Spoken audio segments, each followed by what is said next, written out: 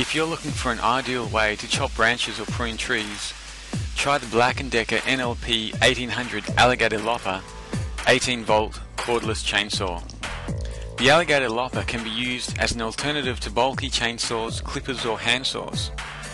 The cordless Alligator Lopper runs on an 18-volt battery, which is able to make up to 150 cuts on a single charge. The Alligator Lopper can cut through wood up to 4 inches in diameter. It weighs just 7.9 pounds, which makes it easy to use even in awkward positions. It has dual hand switches, which makes it almost impossible to start the chainsaw accidentally. The 18-volt battery should last long enough to get through most small to medium-sized jobs. For a lightweight, trouble-free solution to clearing up storm damage or pruning your trees, try the Black & Decker NLP1800 Alligator Lopper.